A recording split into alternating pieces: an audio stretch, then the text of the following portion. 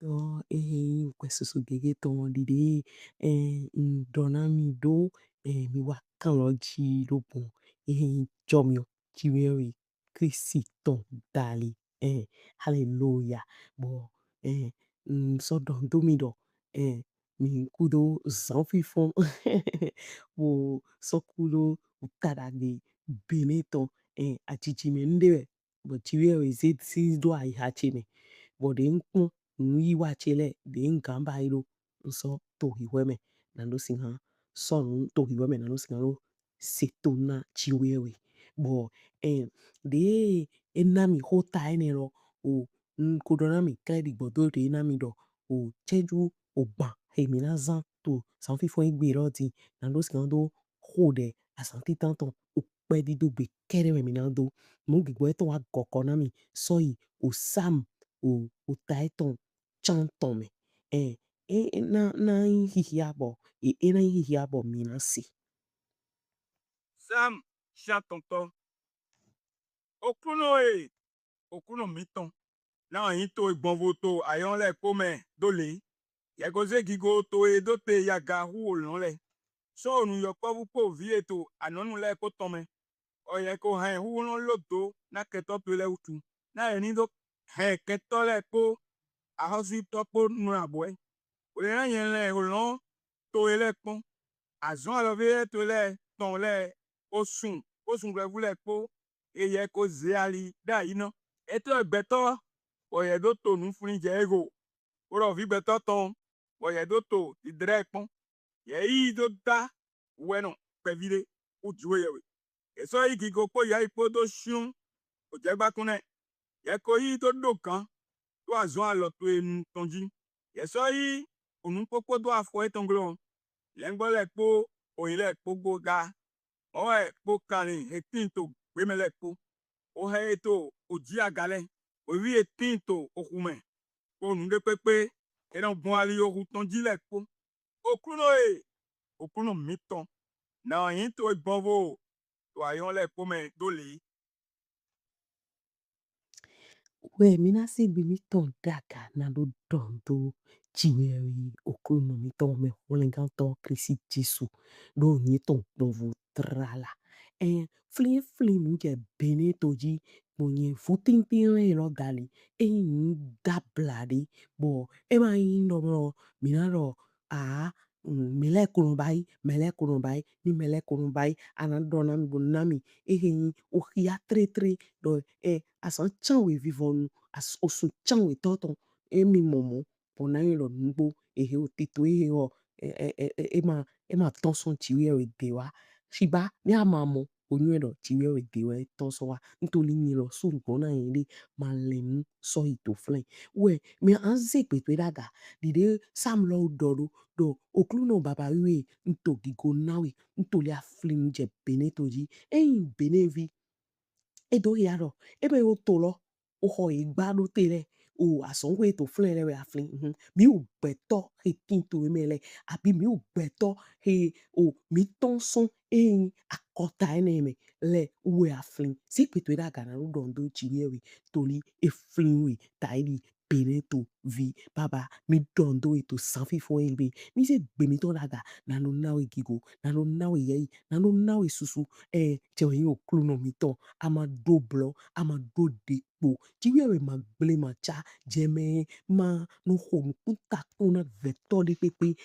mi modo asin peji soni son fide kaka bwa ja flika bwa flin beneto tu mo beneto yin o vide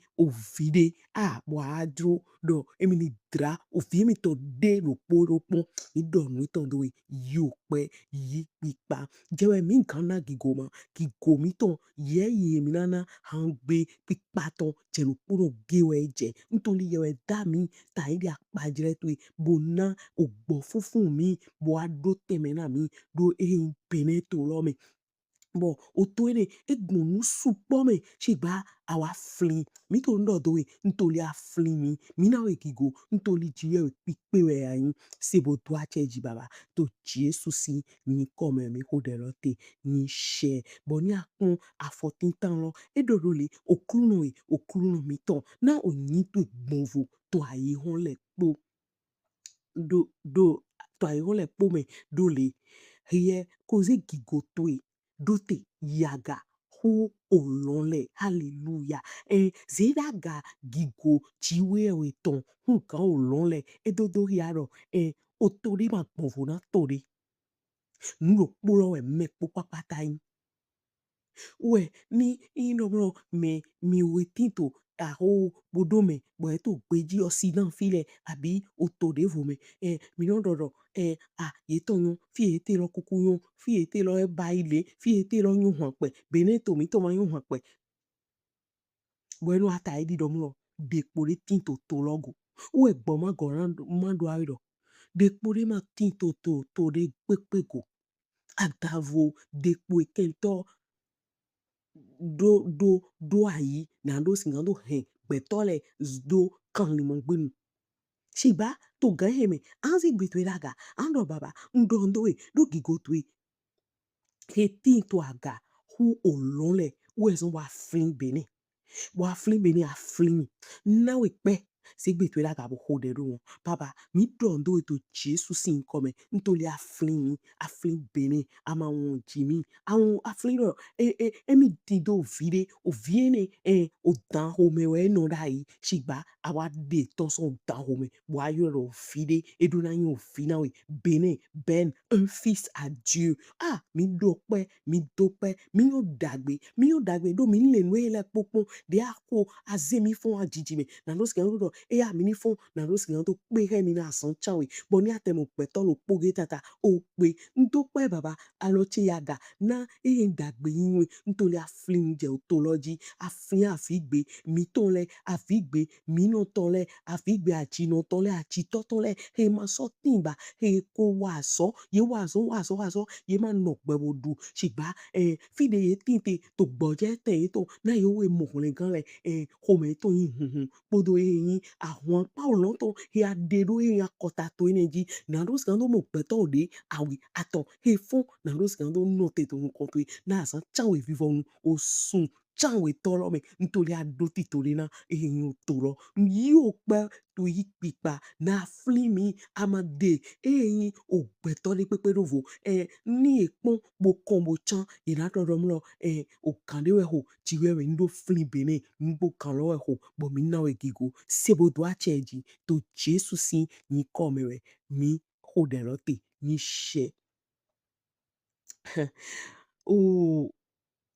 afọ awito idodole so onu yo povu ovi he to anon le po tome we hie ko he hunhun lodo na kento to ele utu na hie ni do he kento le po a husu yito le po na bwe hallelujah ho gbeda ho dewe azegbe to daga ando baba jilewe sona wedi nando sinkando hia abueno ehenyi ahusu yitole kporo kento beneton le po jilewe sona we nando he no abwe mi do nu to do na pegbe sekbe to daga bo hode baba to Jesus sin come eya flin betode eya flin akotade eya flin hundode e baido chede so na yini sinkando na opegbe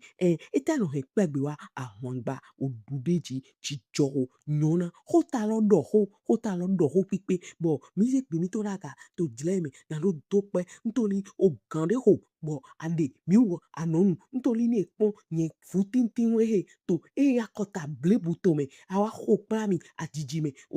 ekpo asan chanton bo osun lo ni do fo wa do na mi do be me yonu ya so yiwa na lo sigan to pe mi to kan loji na san chanwe he po bo sun lo do fo do ohin oto eme ndewe tonson oh baba yo pe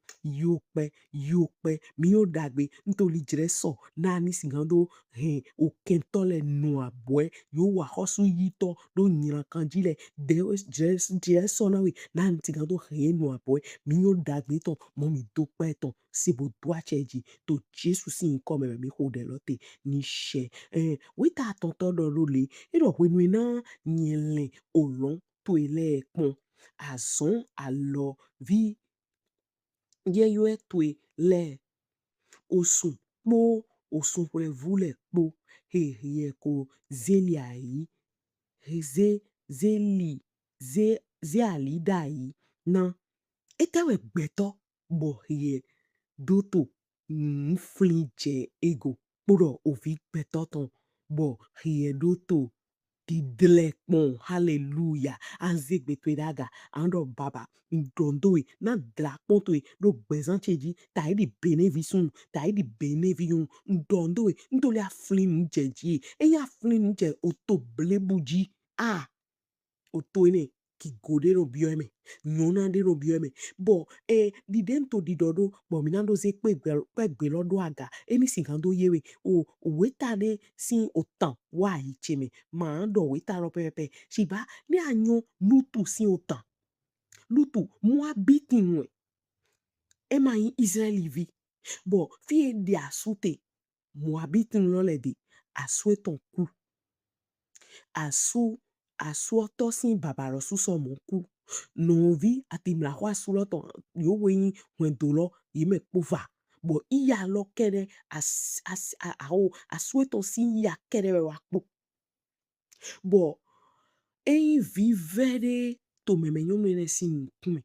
bo ni eyo Naomi edo gbere do malawe ni yuremi do hwende to eto me ogbete we ka se boro di do to eto me ye done domlo jiwe flin o to eton hallelujah jiwe we dra to eton kun hallelujah we anzegbe to daga ando baba nyema omo nu ajo bai amo nto apapa me boto nu do eto jleme nto li nu anwa era kpovo nto li kwenu ya flin ere Israeli boro dlekun kaka boade Naomi do ni yurami do mala do gbo vive me gbon kaka bo je Israeli bo o lutu si ansu ekoku vi sun Naomi ton edwa da boazi ndindo nchawo de jonjo bon to pe ton doran segbe to daga bo to pe papa to Jesu sin come kale ma santa laba gbigbo to gbigbo siso de we eno emi mo jeme bo o kan lo jide mi je wa agbeto nu siso le je gbangba bo mi do we nítorí aflin beneto dide aflin Israeli lo to weden aflin beneto dide aflin Occident do to weden aflin beneto dide aflin America do weden aflin beneto dide aflin Asia do beneto to weden mi do no ton do yo pe yi pipa mi ma o mo nu de na jo mi ma nyo nde tito ya do na beneto shigba when we akoyo do fide e ba do ajo yi do wa so le bo gigo eton ko to ena kan hun kan gigo mu konton bo mi to pe ton na we sebo do acheji to Jesu sin ni come ni she apo atonto lo lo le iro hie yi do da no pevi de hu chiwewe hie so yi gigo po ye yi po do shion o jegba kunne ando ndo anze betwiraga na rodo ndo chiwewe ando chiwewe bene ade taidi o no pevide we so o chiwewe sinpo heje atinte ntoli soli gbeto ya dado flele ni apa jile twino minamu fodu no le ye mo nkun jeme yo wusin fu no le mo nkun jeme ye nyu no anu wi wra chiwewe tonde tinto to energy nu wi wra chiwewe tonde tinto to energy but sin fu no le ye no zan do no wason but togo do fi emi tinte ni no mo ai pe nu ha to ojo no fi ton le bo e se gbere do pere to nu yin ele ye no ranger ere ye no se nu hui ntoli ye no jibu na mi ye no do mi do fodun shigba yin man kan yo do fodun ni ko he ni ko awe to he o to ene wa yo do ho popo bo edua chere eheyin o aho o beto fu wiweno fu pe vide de ye yi do bai ntoli to lo maklone segbe to da gabo do ho do pe na baba to Jesus sin come so de bene to lo maklo bon so de into fun clean de o to pe vide afin ado wi de tane bo kan de ho bo wi ro na ton bo mito gigo na we mito ye na we mito hallelujah na we mito hosanna na we mito dido kabi esi na we mi mo dagbe mi mo mo ki clean gigo loton shiba dokun kogo na ya na he dali podo nu wi ra ya do he dokun onu he yin kolo do yin dali to apapa wi we ton mi don do we mi don do we mi don do we do benevi a bene ayi podo do de o wi we no pevi ko ye jiwe we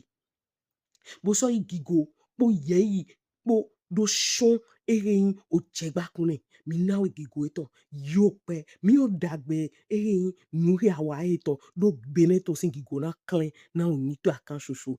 sebo do a change baba to Jesus sin come we mi pe di do he lo wate afo cho po to do le hie ko yi do kan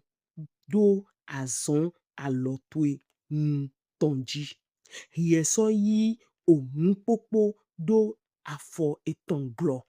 anzegbe to daga ando baba nto pe do na we nto le ayi bene do du kan do alonu son to eji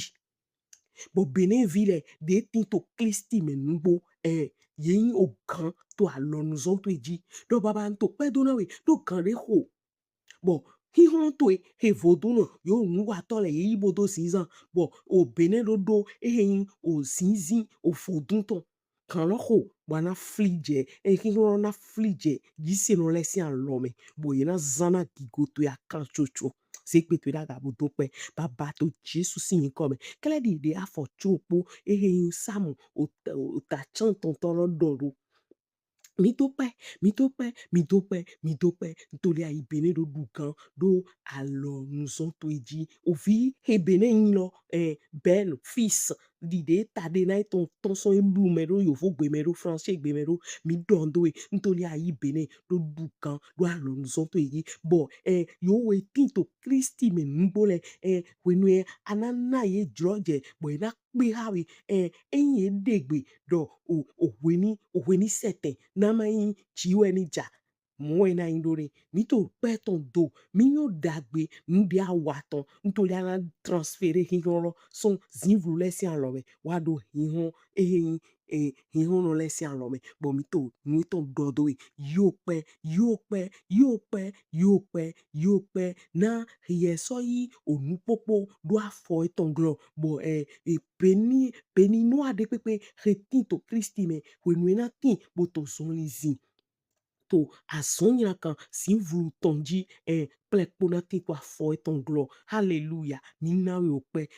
ope do to ene na yo to ye itonde o to gigo tonde to je godo ton ele me egbeto na sopona no wa na do ase ni okuno to na do ase asonji uja okuno to na do ase yo wetin to anonle de to do ra idodo de to asonji we ton basido mi to pe ton do toliana do acho gigoton na ro henje gbangba to ene ro tame to vilo popo tame mi yo dagbe ton bo mi na gigo e baba yo pe yi pipa to Jesus sin come mi to pe lote ni she o afo chanton chan we to lo le ngbo le po oni le po ga mo po kan ni hetin to gbe me le po o he to oji aga le hevi hetinto okume po nde pepe he no gbon ali okutan dale po hallelujah edo yin lo mwe na jo do bon bere to dali mayon mayon de mi gan jredo o de che we no mlo okuri ma home de pepe blo me po ni no pe na lo singa do amu we ahun to edin ando baba nto pedo nto le anache bene vile to Kristi me na lo dukan to ndi dato ile pupa pataji Baba, mi yo dagbe ntoli mi ulewe anachelo to Kristi me. Ado mi na mi ache na no disoni to tampo do hon klekle le poji. To kino zivru ton le pupa pataji. Mo e ma so singa wande pepe na mi. Mi to pedo ntoli wenwe mi na yiro ehe yin aho ndi datwele na no skando zuan zon to Kristi me na zonde na titore ye na segbedo kon na mi to peton do ye opero ye piparo mi no dagbe he ajona wa ntoli na he fodo no supo nu ato supo bo na yise ntoli ni mi pon mi na pon dide gbo kuno to hem je je gbangba na mi din ni mi yin flinto edi osun aweto me osun aweto me abe son tonton me ma so flin mois de mars.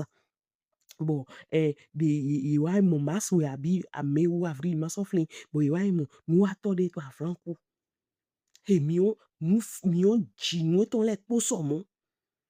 bo ji fodo ton le bo ji nu ro wa so le bo so wa to come do e wa flow mi ro do pe ton pe ro gbe bo le ro be mi o le jiji to mi me ro ni mi flow pe ro gbe mi ro na ton so mi me bo so wa come bo to nu da ro alo ti yo ton bi o to ni me ni mi mamo ti wi e blebute a ma singamo ngbo shiba eko bi oto ene beneto we eko bi o beneto we bo an zegbe to daga do baba nto pedo nto le me mi ule kere we tinto son lizi mi atinto son lizi ha mi we yin to ile mi o dagbe nto li angali to ile to son lizi ha mi o dagbe nto li gbigbo to e so sun yoyo bo yin hin no deji do go to pezan mi to me bo mi mana chiwa mi mana chido mi mana chizan mi to pe ton do na we mi o dagbe mi o dagbe mi o dagbe nu he ado wa he to bo mi na we pe mi na we gigo mi na we yeri hallelujah na we to Jesus sin come we mi ho de rote ni she o o weta igungodo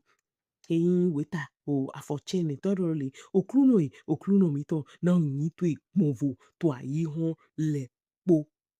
lome anando chiwewe nto pedo do nito igbonvo ngbonvo we ana wa to beneto we nu e dabla bo mele na no to so file na do akun nto nu to do do nto le ana basi je we flin bene a jijime a flin bene a jime bo kon ayi baroji bo akun do be mele voda imi mele voda mbo kan fon do hoego mele voda mbo kan fon na no skando pe o de hoego ntoli o jirele so a ho de eludo togbo me ko chinu ado ye gole jeroso bonjan njo fon chite na no su ale dagbe na ye na no susun adasin eton le zekpe to daga bo do pe baba mi to pe do mi o dagbe ntoli yewe flin mi jeroso na ndo susun dasin na yo we afivile jeroso na ndo na hihun to gbigbo me to klisi me ma do hinu na no sika no no te klichan to krisi me na no yin gbono ya na zan ki go to eton mi to pe do mi nyo dagbe do ye gbonvo to ayi won lo le po me bo eyin samu ni we anami na do do pe do yaro nu gbonvo de adun wa mi do ndo we na nu gbonvo lo ya na wa bo mi na we gigo mi na we ye se bo do a cheji to Jesus sin ni come we mi ho de te ni she bo mi ma no pe ni ma do pe do kan yin akunta lo poji okun do lo poji o eyin o sisen gbe lo poji ni akpon otawere tinto achake Côte d'Ivoire boto hodo edo ayonu si chiwe ma konvona mi we Christian si chiwe do de pode wa tinto ego we no mro mi ma pasi di de mi troro bo ni akpon ho ni leji amoro nugbo chiwe e dra yi hon pon mele do mo ra le no ye mo ro mro ho eto di doro le ho ro nugbo shigba agbasa eto ni ale no bo pe thomas ga pon agbasa eto ni no meto o holo egbe to na se ona ze we ona pon di no be so gbe we so an ze gbe pe daga bo na do okun ndo we so de huzu roti bo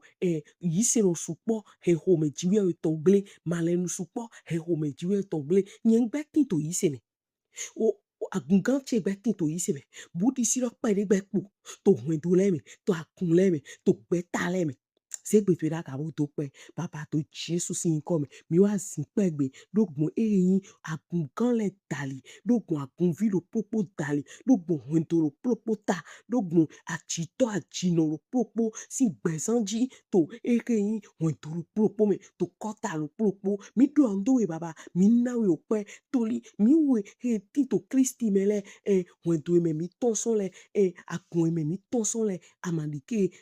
ofululo je gbangba bon kunle poni komo na do stando do mi ja kan drando eji asonyira kan wa to enye amandike bo imoni so de amono mi ja kodo we mi ma pasiti de ajuru suru to be kin podo mi po kaka bo amo otore to bene mi hein bene na do stando flin je mi ji e ba iro umele po ma gble e ba iro weli e mekun ma jeva mo mi to pe tondo mi to pe tondo mi to pe jijo ton he ana gun gan le he ana gun ta akun vi lo popo akun vi sunu akun vi nyonu mi to pe na jo mi ana mi bo mi to nu kon yi to wenda gbe me to agbegbe lo popo mi to le ton me to nu te mi to ton le me mi to pe do nítorí a mi fún ala ni pon agun apostle fi en toson akun ne bu santan wa ima jro jewe jo mi we mi yo dagbe bo mi pe gbe ton wa yo pe ye pipa yo pe akunde fole mo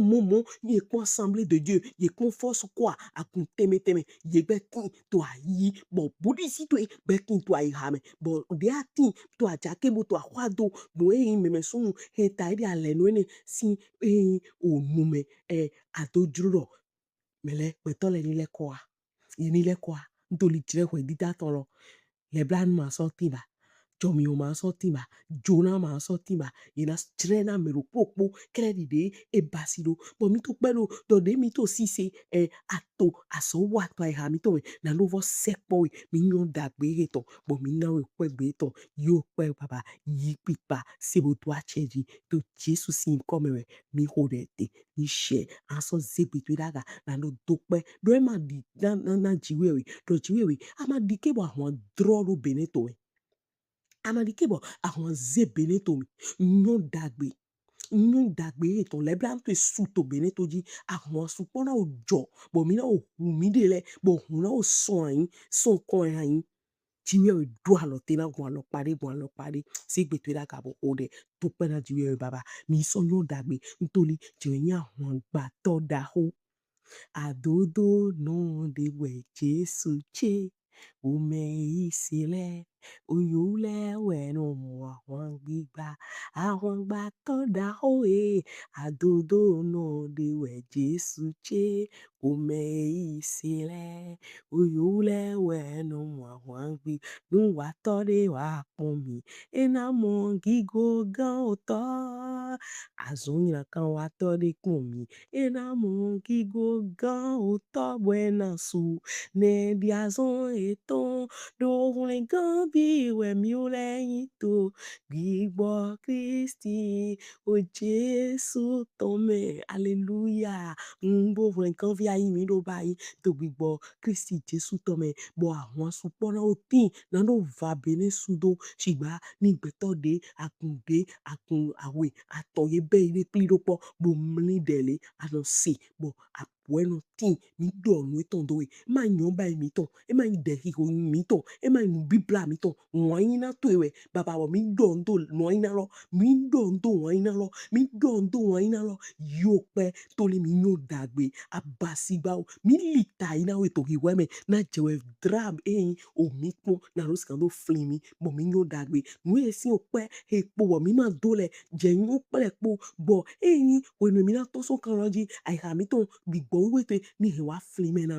mi to nu ko yi to de lo me na lo skando yi asan titan ton do pe do han we pitengbe abasigba o baba se wo do acheji to Jesu si nko me we mi he pe di do he wa jiwe we sinuko bo ekpo chedu pere mi no fo chedu gban mi ton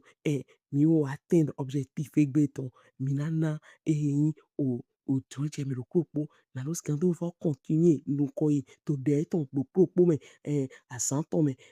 na ngodero chiwewe ni na mi hono ni na yin lo suno na mi skando sin peji so mi lo